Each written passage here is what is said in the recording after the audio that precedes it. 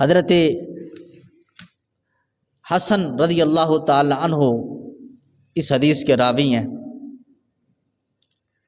حضرت ابو ہریرہ رضی اللہ تعالیٰ عنہ ارشاد فرماتے ہیں کہ نبی صلی اللہ علیہ وسلم نے ارشاد فرمایا ثلاثۃ لا یکلم اللہ ولا ینظر الیہم، تین اشخاص ایسے ہیں کہ جن کو اللہ تعالیٰ، جن سے اللہ تعالیٰ قیامت کے دن کلام نہیں کرے گا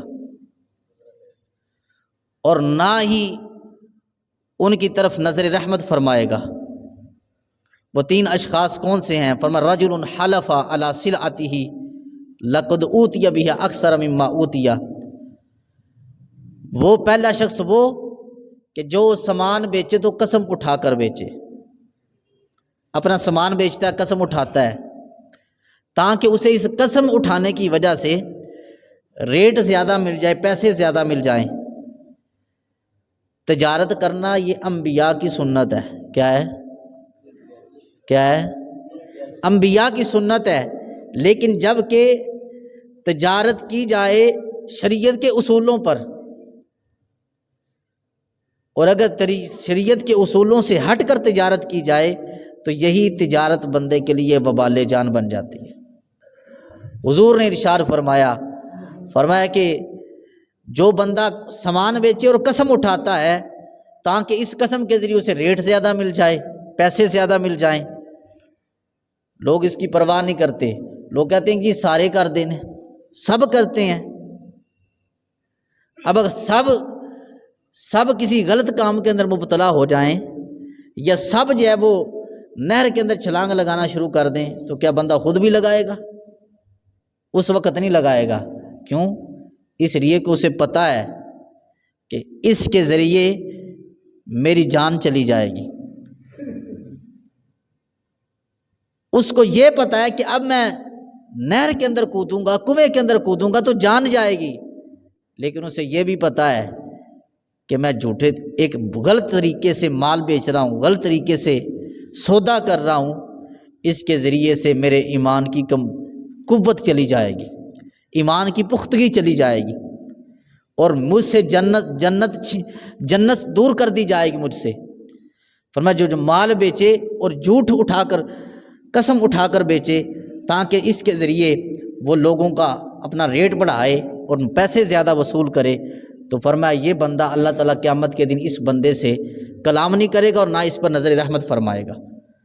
دوسرا شخص وہ فرمایا رجل حلف علی یمین کاذبۃ بعد العصر لیقتطع بها مال رجل مسلم، دوسرا شخص وہ کہ فرمایا کہ جس نے جھوٹی قسم اٹھائی تاکہ وہ اس کے ذریعے سے ایک مسلمان مرد کے مال پر قبضہ کرے۔ لوگ کہتے ہیں نا اکثر زمینوں کے اندر لڑائیاں ہو جاتی ہیں، جھگڑے ہو جاتے ہیں، یہ اکثر لوگ پوچھتے ہیں کہ یہ زمینوں کے جو کنارے ہیں، جس کو بننے بھی کہتے ہیں پنجابی کے اندر، یا مینڈے بھی کہتے ہیں، یہ ٹیرے کیوں ہیں؟ یہ کبھی کسی طرف جا رہا ہے، کبھی کسی طرف جا رہا ہے۔ تو اس کا ایک سبب یہ ہے کہ لوگ دوسروں کی زمین کو قبضہ کرنے کے لیے اپنی مینڈ کو آگے بڑھا دیتے ہیں، زمین کی مینڈ کو آگے بڑھا دیتے ہیں تاکہ میری زمین اور زیادہ ہو جائے، اس کی زمین پر قبضہ کر لیتے ہیں، مینڈ کو آگے۔ اب اس کھیت کے اندر کیا پتہ چلتا ہے کہ اتنا معلوم نہیں ہوتا کہ اس کے ذریعے سے کس کی مینڈ کہاں تھی، تو مینڈ کو مزید آگے بڑھا دیتے ہیں زمین پر قبضہ کرنے کی تاکہ مالک کو پتہ نہ چلے۔ تو لوگ پوچھتے ہیں یہ مینڈیں کیوں، اکثر لوگ سوال کرتے ہیں یہ بے ترتیبی سے کیوں مینڈیں بنی ہوئی ہیں؟ تو اس کا ایک سبب یہ ہے کہ لوگ لاپرواہی برتتے ہیں، کچھ تو لاپرواہی برتتے ہیں اور کچھ اس لیے کہ وہ جان بوجھ کر قبضہ کرنے کے لیے زمین کے مینڈوں کو تبدیل کرنے کی کوشش کرتے ہیں۔ اور حضور نے فرمایا جو کسی کی تھوڑی سی زمین پر بھی قبضہ کرے گا، قیامت کے دن وہ زمین اوپر سے لے کر 7 زمینوں پر توق بنا کر اس کے گلے کے اندر ڈال دیا جائے گا اور کہا جائے گا اب اٹھا اس زمین کو جس پر تو قبضہ جمائے بیٹھا تھا۔ یہ بات، اب زمین کا وزن کتنا ہوگا؟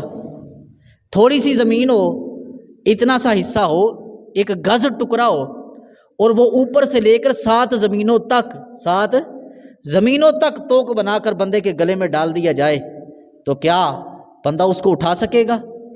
تو جن لوگوں نے ایک گز تو کیا کئی گزوں پر قبضہ جمایا اور کئی مرلے، اور مرلے تو کیا، کئی وہ کنالوں کے حساب سے، اور پھر کتنے کتنے وہ بیگھہ کے حساب سے انہوں نے زمینوں پر قبضہ کیا۔ ذرا تصور کریں، کل قیامت کے دن وہ زمین اٹھا کر ان کے گلے کے اندر ڈال دی جائے گی، اور ان کا توق بنا کر گلے کے اندر ڈال دیا جائے گا۔ محبوب علیہ الصلوۃ والسلام نے ارشاد فرمایا، جو قسم اٹھائے، جھوٹی قسم اٹھائے تاکہ مسلمان کے مال پر قبضہ کرے، مسلمان کے مال کو اپنے قبضے کے اندر کرنے کی کوشش کرے۔ اب یہ مال نہیں ہے کہ لازمی بات ہو کوئی مسلمان کا مال ہو، اگر کسی حکومت کے مال پر قبضہ کیا جائے تو یہ بھی مسلمان کا مال ہی ہے۔ لوگ سمجھتے ہیں کہ یہ شاید ہمارے لیے حلال ہے۔ جو بندے کی اپنی ذاتی ملکیت نہیں ہے اس پر قبضہ کرنا جرم ہے۔ حضور نے ارشاد فرمایا، جو قسم اٹھائے، اس لیے جھوٹی قسم اٹھاتا ہے تاکہ وہ لوگوں کے مالوں پر قبضہ کرے اور مسلمان کے مال پر قبضہ کرے۔ فرمایا قیامت کے دن اللہ تعالیٰ نہ اسے کلام کرے گا، نظر رحمت فرمائے گا۔ اور پھر فرمایا تیسرا شخص وہ رجل منع فضل مالہ، جس نے اپنا زائد پانی روک لیا۔ زائد پانی کیا ہے کہ وہ زمینیں کہ جہاں نہر کا پانی آتا ہے، لوگ سیراب کرتے ہیں، اور جو پانی زائد ہو جاتا ہے، یعنی کہ جب زمین سیراب ہو جاتی ہے ایک شخص کی تو اس کے لیے حکم یہ ہے کہ پانی آگے چھوڑ دے۔ تو فرمایا کل قیامت کے دن وہ شخص جس نے پانی کو روکا، تو فرمایا اللہ تبارک و تعالیٰ اس پر بھی نظر رحمت نہیں فرمائے گا، اور اللہ تعالیٰ فرمائے گا الیوم امنعک فضلی کما منعت ماء، فرمایا کہ آج میں تجھ سے اپنا فضل روک لوں گا، جس طرح تو نے وہ پانی روکا جو تیری ہاتھ کی کمائی نہیں تھی، جو تیری محنت کی کمائی نہیں تھی، وہ میری طرف سے میرا عطا کیا ہوا پانی تھا جو لوگوں کو سیراب کرنے، لوگوں کی زمینوں کو سیراب کرنے کے لیے تھا۔ تو فرمایا کہ جس طرح تو نے لوگوں سے پانی روکا تاکہ لوگ اس سے نفع نہ اٹھائیں، تو فرمایا آج میں کیا کروں گا، الیوم امنعک فضلی، آج میں تجھ سے اپنا فضل روک لوں گا، آج میں تجھ سے اپنی رحمت روک لوں گا۔ کتنے لوگ ایسے ہیں کہ جو لوگوں مسلمانوں کا نفع سوچنے کی خاطر ان کا نقصان کر بیٹھتے ہیں، نفع سوچنے کی بجائے ان کا نقصان کر بیٹھتے ہیں، اپنی جائیداد کو بڑھانے کے لیے، اپنی مال کو بڑھانے کے لیے مسلمانوں کے ساتھ وہ زیادتی کرتے ہیں کہ جو کافروں کے ساتھ زیادتی کی جائے۔ اللہ تعالیٰ فرمائے الیوم امنعک فضلی، کہ جس طرح تو نے میری بندوں سے اپنا فضل روکا، اپنی زائد چیز روکی، فرمایا آج میں تم سے اپنا فضل روک لوں گا، اپنی رحمت روک لوں گا۔